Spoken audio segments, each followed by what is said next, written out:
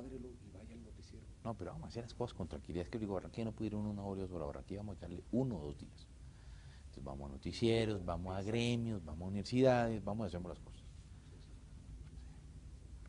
¿Cuánto dura esto de grabación? 25 minutos, máximo 30. Y después le hago una notica pequeña sobre lo de mañana para pasarlo en el noticiero. Pero no sé si estamos confirmando la ida mañana. Pues si va, lo pasamos. ¿Sí? Bueno, vale. Amigos del Caribe colombiano, bienvenidos a Puntos de Vista. Nuestro invitado en esta entrega es el doctor Andrés Pastrana Arango, candidato a la presidencia de la República. Doctor Pastrana, usted recientemente ha estado visitando la costa atlántica. ¿Cuál es el balance que puede hacer? Muy positivo.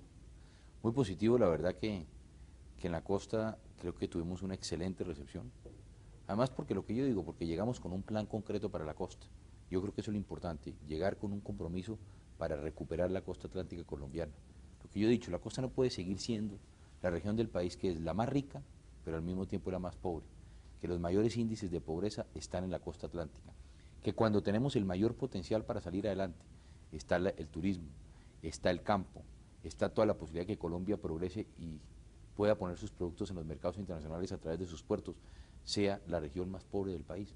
Y por eso hacia allá tenemos que centrar los esfuerzos en el próximo gobierno. Históricamente ha sido una región mayoritariamente liberal. ¿El balance es mejor de lo que esperaba? Mucho mejor, porque más yo creo que, como digo yo, muchos, como dicen allá, que muchos liberales hasta las cachas están acompañando a Andrés Pastrana. Y eso yo creo que es lo importante, que frente a este programa, los amigos del Partido Conservador, de los liberales, los independientes, el ciudadano común y corriente nos está acompañando. Entienden que Andrés Pastrana no es la fórmula de las maquinarias, que es una fórmula totalmente distinta, que lo que estoy pensando es en el nuevo país, y por eso yo creo que hemos tenido un respaldo muy importante en la costa atlántica. Y de seguro la costa sabe que cuenta con Andrés Pastrana, porque yo creo que la cosa más importante que un político le puede decir a su gente es que uno tenga credibilidad. Y la gente sabe que en Bogotá yo dije que conmigo las cosas son diciendo y haciendo, y eso es lo que yo quiero hacer en el país. Y la gente sabe que lo que yo digo, lo hago, y por eso tiene la costa atlántica un presidente en Andrés Pastrana. Hablando también de la costa atlántica, su mayor problemática tiene que ver en estos momentos con el abandono del campo. Total. Uno de sus puntos es la ganadería y la agroindustria, no la agricultura. ¿Cuál es la diferenciación? No, la agricultura también. A ver, yo creo que el gobierno de Gaviria abandonó el campo colombiano. Y hoy el campesino en Colombia está atravesando una situación muy difícil, una situación de quiebra, una situación en que yo nunca había vivido el campo como estamos viendo hoy el campo colombiano y especialmente en la costa atlántica. Por eso yo he dicho que tenemos que llegar con créditos al campesino, que tenemos que inclusive llegar hoy en día al campesino no solamente dándole la plata. Yo he venido proponiendo lo que llamo el crédito a la palabra o la palabra de gallero. Ese campesino que necesita el millón, los 2, los 3 millones de pesos va a ir a la entidad crediticia y se los vamos a prestar simplemente con su firma, porque nosotros tenemos que volver a nuestra gente. Y esa palabra de gallero en la costa sí que tiene importancia y eso es lo que tenemos que recuperar en el país. Le vamos a dar nosotros mejor semilla, es decir, que el avance científico y tecnológico también lo tenemos que llevar al campesino. El seguro de la cosecha, que es obligatorio hoy, el campesino puede tener la tranquilidad de que si vienen las inundaciones o la sequía, no va a perder su cosecha, no va a tener que hipotecar su tierra para poder pagar, sino que hoy, como presidente, lo que me comprometo es a que la ley se cumpla y hoy existe ese seguro obligatorio de la cosecha. Y hay que recuperar el campo además en los distritos de riego, porque lo que tenemos es que elevar la productividad, pero también generar la conciencia de la agroindustria, es decir, que tenemos que enfocar recursos que nos permitan no solamente producir productos agrícolas y exportarlos, sino, como decimos, darle valores agregados, para que de esta manera podamos generar una agroindustria en Colombia y que el campesino pase a ser el campesino del campo colombiano a ser el empresario del campo colombiano. Usted también menciona en uno de sus 7 puntos básicos lo que tiene que ver con la creación de una infraestructura para el desarrollo. En ese punto, ¿qué papel juega la costa atlántica? Muy importante, porque yo digo, infraestructura, ¿qué es? Construcción de vías. Vías que tenemos que conectar a la costa con el interior, hacer esas nuevas vías. Las vías yo digo que es más fácil poner un plátano o un banano allá en Madrid, en España, o ponerlo en Alemania, y que más fácil que llevar un banano del Banco a Santa Marta, o llevarlo de Magangué a Cartagena. ¿Por qué? Porque ni siquiera hay las vías que interconecten la costa. Yo creo que tenemos que hacer las vías que conecten a la costa atlántica entre sí, las troncales de la costa. Y tenemos que hacer las vías que proyecten que esos municipios, como municipios tan grandes como Magangué, como Monpós, como la carretera que va de Cartagena a Sincelejo, pues tengamos vías que nos permitan sacar nuestros productos. Y hacia allá vamos a invitar al sector privado y al sector público para construir cerca de 750 kilómetros de autopistas en Colombia, básicamente la conexión entre la costa y el interior y las troncales de la costa que permitan conectarse. Hay que hacer eficientes nuestros puestos y hay que llegar con comunicaciones, con teléfonos, para que la gente podamos comenzar a competir en los mercados internacionales teniendo comunicación.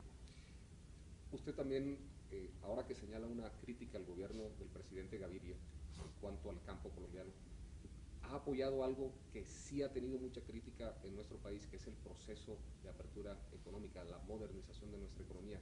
¿Por qué se apunta a algo que A ver, no, yo creo que la apertura es buena, pero la apertura es buena siempre y cuando, lo que digo yo, el presidente Gaviria lo que nos dio fue las bases para comenzar a construir este nuevo edificio, para generar la estructura y construir el edificio. Pero nosotros no podemos tener apertura si no tenemos vías. No puede haber apertura si nosotros no tenemos la posibilidad de tener unos puertos eficientes. No puede haber la apertura si nosotros no tenemos las posibilidades de comunicaciones. No puede haber apertura si nosotros no recuperamos al campo, si no damos educación a los jóvenes.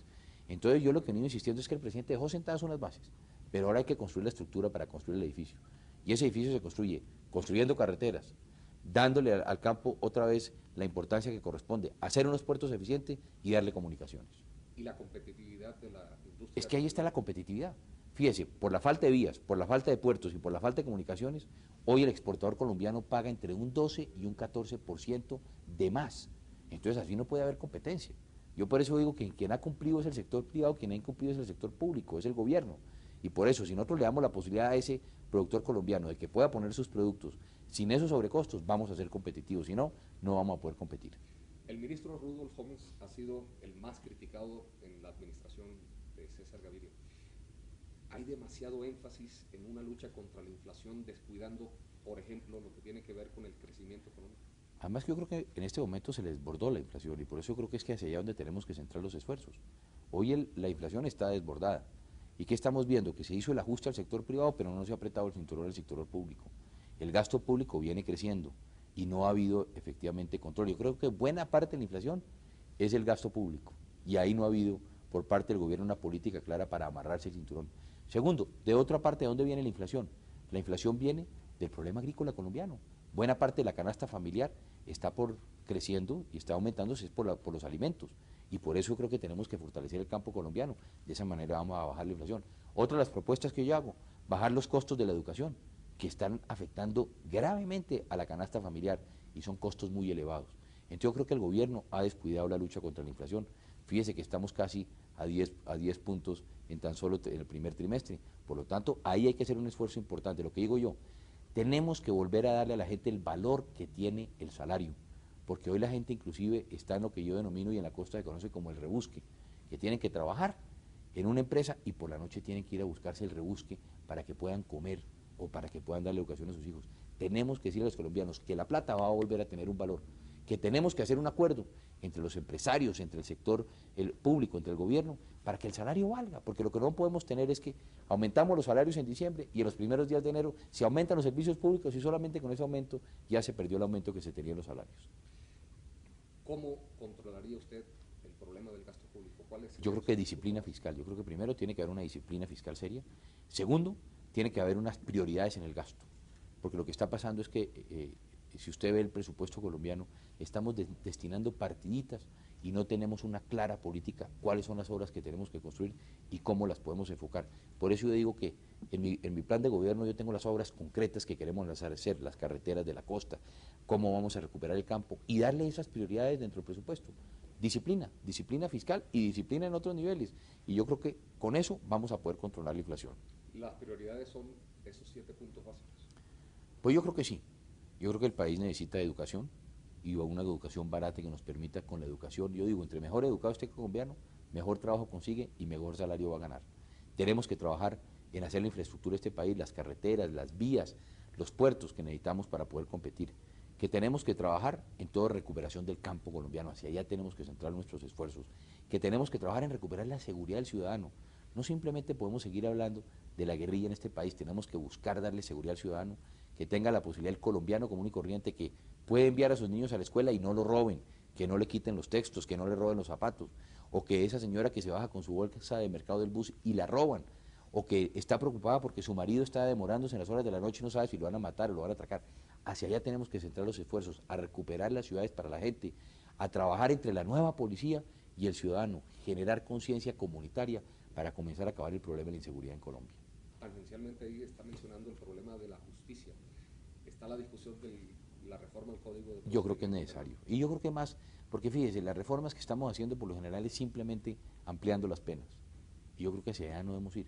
Debemos crear una justicia que verdaderamente juzgue a los delincuentes y que nos permita capturarlos y juzgarlos. No simplemente que se aumenten las penas cuando no tenemos a quién aplicárselas.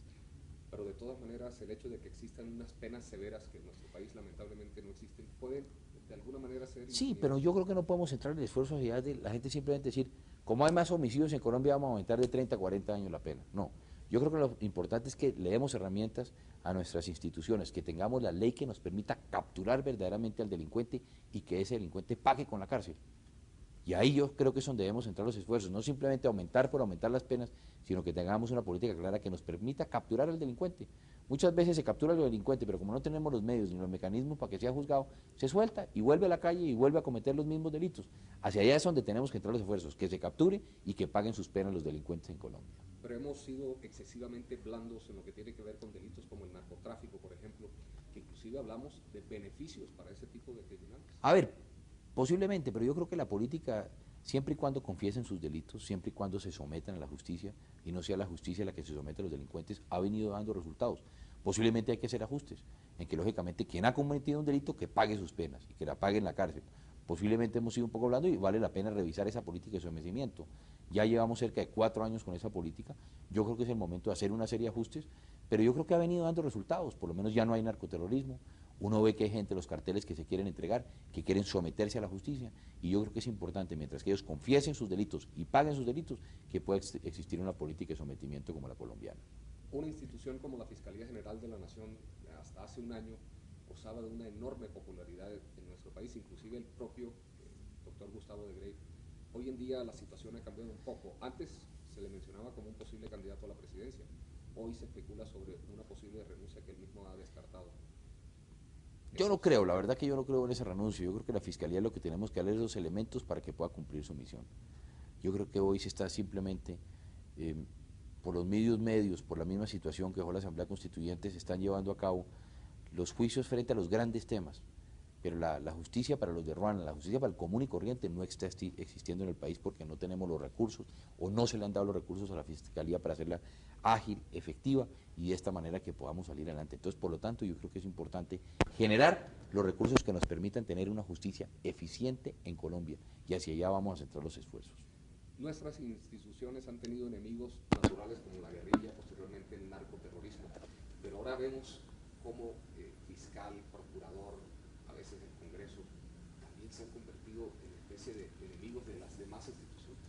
Yo creo que hace falta claridad en buena parte de las nuevas instituciones que creó la Constituyente y por eso creo que es bueno establecer los mecanismos que nos permitan clarificar hasta dónde llegan cada una de esas instituciones. Buena parte de esto yo he venido insistiendo en el desarrollo legal de nuestra Constitución. Todavía falta desarrollar nuestra Constitución en cerca de un 60-70%. Mientras que no la desarrollemos legalmente va a ser muy difícil salir verdaderamente a trazar esos campos de acción de cada una de las entidades o de los órganos del poder público. Por eso es importante hacer claridad. Y yo he venido insistiendo en que el Congreso, el actual y el que se va a posesionar el 20 de julio, tiene que hacer un esfuerzo importante en desarrollar legalmente la Constitución Política de Colombia. A propósito de la Fiscalía General de la Nación, recientemente se ha presentado un impasse con el gobierno norteamericano, con lo que tiene que ver con el suministro de pruebas. A partir del 7 de agosto usted posiblemente tendrá que manejar las relaciones con Estados Unidos. ¿Cuál será la posición del presidente Pastrana en ese sentido? Ahora, yo creo que tenemos que mantener las relaciones con los Estados Unidos y fortalecerlas. Y yo creo que toda esta guerra contra el narcotráfico no puede ser simplemente de Colombia. Necesitamos, no solamente de los Estados Unidos, necesitamos del mundo entero en que luchemos para combatir y por acabar el flagelo del narcotráfico. Ese no es un problema de Colombia, ese es un problema del mundo, este es un problema de la humanidad. Y por eso necesitamos de todos los esfuerzos, pero hay que hacer claridad, porque lo que no podemos seguir permitiendo es casos como el señor Kerry, el senador Kerry de los Estados Unidos, diciendo que esto es una narcodemocracia, que aquí todos somos narcotraficantes. Eso no puede seguir sucediendo. Si verdaderamente hay denuncias en concretas por parte del senador Kerry o del Departamento de Estado de los Estados Unidos, tienen que hacerlas, porque yo creo que los colombianos lo que estamos aburridos y cansados es que hemos puesto y sacrificado a nuestros mejores hombres del periodismo, de la política, de las Fuerzas Armadas, de la justicia, de los colombianos inocentes, y nosotros sigamos cargando con ese peso de que esto es una narcodemocracia. Yo creo que hay que hacer claridad. Si hay denuncias, que nos digan. Y si hay dineros en campañas políticas, que digan. Yo personalmente, distinto a lo que sucedió con el doctor Samper Pisano, que dijo que había hablado con gente del Departamento de Estado y la administración Clinton, yo no he hablado con ellos. Pero yo creo que es importante hacer claridad, que si ellos tienen las pruebas, nos digan a dónde están llegando los dineros del narcotráfico en la política colombiana. Pero hay de pronto una diferencia entre la política que dice Clinton tener en este tema concreto y el del Departamento de Estado norteamericano. Bueno, es que a veces se habla que en Estados Unidos los poderes, uno es la Casa Blanca, otro es el Departamento de Estado, otro es el Congreso de la Nación allá americana, que otro es la prensa, que otro es la academia. Yo lo que creo es que la política que por lo menos hemos visto el presidente Clinton, hoy la está diseñando en prevención y educación. Ha cambiado la estrategia de Bush y de Reagan, de que tenía que ser una política represiva y policiva. Yo creo que en eso coincido con el presidente Clinton, y hacia allá hay que centrar buena parte de los recursos. Pero yo creo que hay una descoordinación en el Departamento de Estado, porque es increíble pensar que el Departamento de Estado respaldó la candidatura del presidente Gaviria a la OEA, y ese mismo Departamento de Estado dice que esto es una narcodemocracia. Entonces, ¿cómo entiende usted que el Departamento de Estado apoye a un presidente de una narcodemocracia? Entonces, exactamente, entonces tiene que haber claridad, y yo creo que hay una equivocación frente a esta gran contradicción del gobierno americano. Hagamos de cuenta que usted está sentado frente al presidente Clinton, ya como presidente de los colombianos. En este tema, ¿qué le diría concretamente? Yo creo que lo que tiene que haber es claridad de la política norteamericana frente a Colombia, que necesitamos recursos, que nosotros hemos venido sacrificando recursos importantes del propio país para evitar que la droga llegue a los Estados Unidos. Por ejemplo, recursos que deben ir a la inversión social, recursos para la educación, para la vivienda, recursos que tengan que ver con la salud. Lo estamos invirtiendo en compra de equipo para las Fuerzas Armadas, lo estamos invirtiendo en fortalecer los grupos que están combatiendo el narcotráfico, los estamos fortaleciendo toda la parte policiva y no la parte verdaderamente social a donde podamos estar destinando estos recursos, causando en las regiones también problemas de hondo contenido social. Entonces aquí necesitamos no solamente que nos den recursos para poder combatir el narcotráfico, sino también nosotros necesitamos recursos para poder llegar a esas regiones, alternativas para los campesinos frente al tema de la coca, de la amapola o el tema de la planta de coca, alternativas para los campesinos en que podamos tener vías, poder llegar con presencia al Estado, que en muchas regiones de Colombia todavía no lo estamos haciendo. Durante una semana el país estuvo a la expectativa de quiénes serían los compañeros de fórmula del doctor Samper y del doctor Pastrana. En 24 horas cambió el panorama de las encuestas, por lo menos, en nuestro país. ¿Cómo mira en primer lugar lo de las encuestas? A ver, yo creo que las encuestas son buenas y son tendencias, yo en las encuestas les creo. Lógicamente cada una tiene su análisis. Yo insisto en que la encuesta más importante es la del día de elecciones, y hacia allá estoy centrando los esfuerzos. ¿Qué sucede? Yo creo que el país estaba a la expectativa, primero, de que pudieran existir dos vicepresidentes, que eran Humberto Lacalle, que nunca el país imaginó que se iba a ir con Ernesto Samper. Yo creo que lo que había claridad en Colombia, yo por eso digo que sucedió en el país lo insospechado o lo inesperado. Nadie creía que Humberto Lacalle podía estar acompañando en una fórmula a Ernesto Samper cuando había sido tan reiterativo de que no lo estaría acompañando, primero, pero además porque no creía en su programa de gobierno. Por lo tanto, ahí se generó un proceso de decepción por un lado y la gente no esperaba que se llegara a esa fórmula. En segunda instancia, con el caso nuestro, la gente en buena parte esperaba que Noemí Sanín nos acompañara. Infortunadamente no nos acompañó a estar acompañando al presidente en la elección de la Organización de Estados Americanos, en la OEA, por otras razones personales, pero yo creo que el país ha comenzado a reconocer en Luis Fernando Ramírez un hombre que tiene las condiciones y que un hombre que con la fórmula Andrés Pastrana es distinta a la de Samper. Yo creo que la fórmula de Samper hoy la gente la identifica es con las maquinarias, con esa vieja política. La fórmula de Andrés Pastrana es la nueva política, el nuevo país. Yo creo que esa es la clara diferencia. Aquí, hablando muy sinceramente, cuando usted buscaba un nombre a la vicepresidencia, ¿qué puntos concretos tenía? Al primero, que se identificara con mi programa. Yo creo que es fundamental, que creyéramos en lo mismo para Colombia y en un mismo programa de gobierno. Segundo, que fuera un hombre joven, un hombre no, insisto, de una maquinaria política. Yo creo que en mi fórmula siempre estoy buscando un hombre distinto, una persona que estuviera acompañándome, que era un estilo de política distinto a lo que yo estoy planteando. Y yo creo que en esto logramos con Luis Fernando Ramírez conseguir una fórmula verdaderamente distinta, insisto. Si Samper Pisano son las maquinarias, nosotros somos la nueva Colombia, y eso es lo que estamos presentando ya al país, y puede ser una fórmula joven, una fórmula nueva, y hacia allá estamos entrando los esfuerzos de que el país conozca, porque yo creo que lo que el país quiere es eso, y el país está cansado de las maquinarias, hoy el país quiere fórmulas nuevas en la política. Pero de todas maneras que sume sume algunos votos. Ah, no, vamos, pues sí, lo que estamos buscando nosotros es los votos de los liberales, de los conservadores, de los independientes, con un programa de gobierno para todos los colombianos.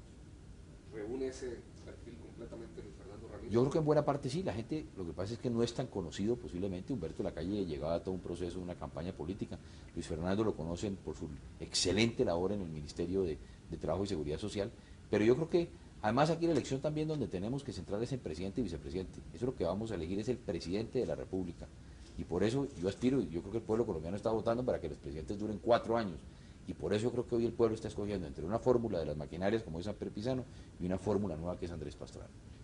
Entre los dos candidatos con mayor opción a la vicepresidencia, ¿qué diferencias grandes podría establecer entre ellos? Una que es la más importante, que Luis Fernando Ramírez tiene credibilidad, que Luis Fernando Ramírez lo que dice lo hace como Andrés Pastrana, lo que no sucedió con Humberto Lacalle, que Humberto Lacalle lo que dice no lo hace, y eso no es que lo diga yo, la verdad es que el pueblo colombiano entendimos que Humberto Lacalle no compartía un programa de gobierno con Ernesto Samper, y eso fue lo que expresó a lo largo de su campaña, inclusive en diálogos que tuvo personales conmigo.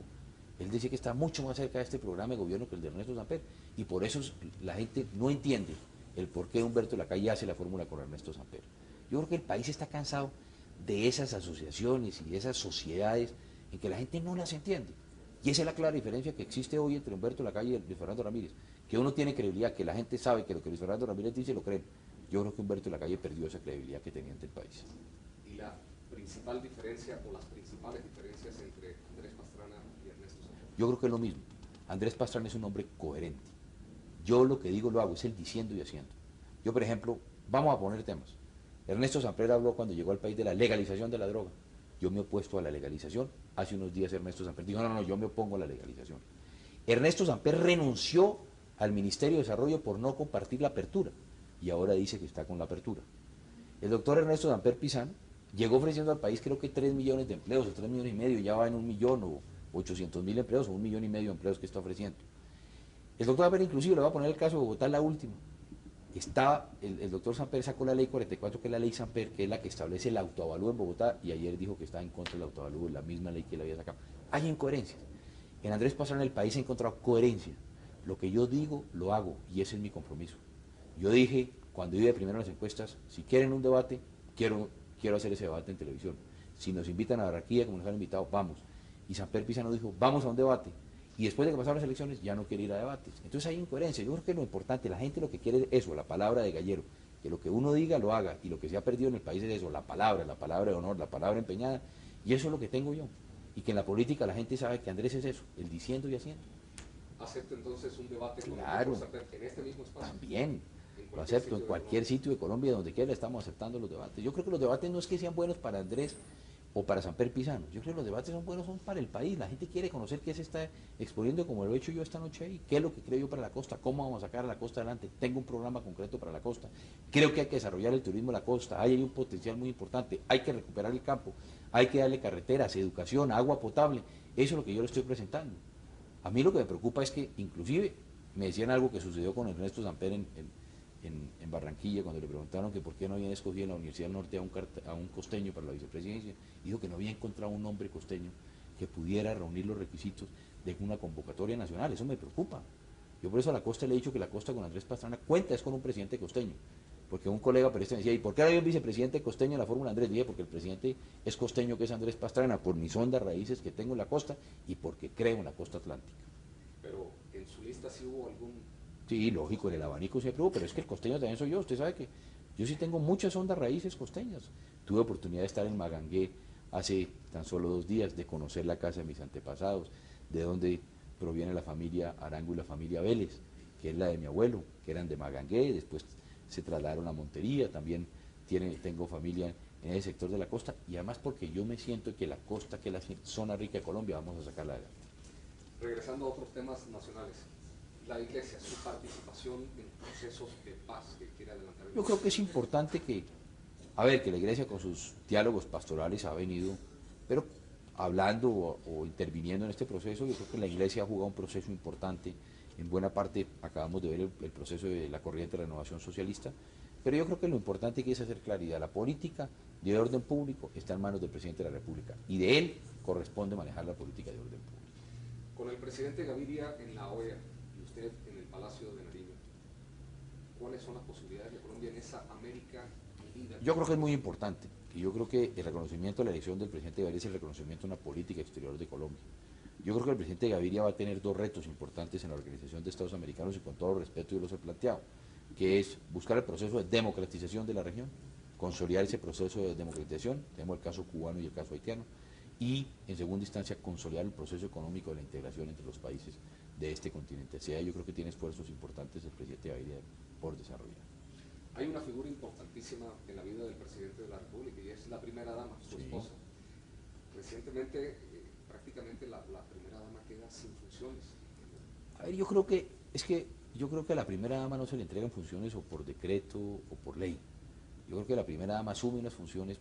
En el caso, por ejemplo, que sucede con Nora en Bogotá, trabajó por lo de niñez, trabajó por la recreación, hizo las vacaciones creativas, hicimos los parques y hizo un esfuerzo importante por recuperar en buena parte la niñez. Y eso mismo está haciendo hoy en la campaña. A nivel nacional está trabajando en los mismos temas de la niñez, del tema de la recreación y el deporte, está trabajando en los derechos de la mujer. Y eso lo puede hacer desde el gobierno. El presidente de la República hoy la puede nombrar como presidente de la Junta de Bienestar Familiar, donde puede reunir buena parte de esa política de bienestar hacia las gente más pobres y más necesitadas de Colombia. Y puede ejercer una labor importante de trabajo con las entidades del gobierno. Yo creo que no se necesita simplemente que tenga una nómina, que tenga un salario, que tenga un despacho. No, eso corresponde en buena parte. Yo creo que el puesto lo hace la primera dama, y en Bogotá lo hizo Nora en la alcaldía, y así lo va a hacer desde la presidencia de la República.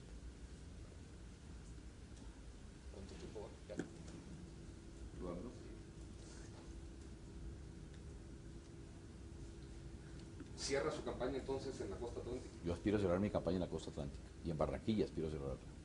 Doctor Pastrana, muchísima suerte y muchísimas gracias por estar nuevamente en Puntos de Vista. A ustedes muchas gracias, y esperamos estar otra vez también en Punto de Vista compartiendo con la gente de Barranquilla, del Atlántico y de la costa. Y ojalá en un debate. Ojalá un debate, ya estaremos cuando digan. Y gracias a ustedes, amigos del Caribe colombiano. Buenas noches.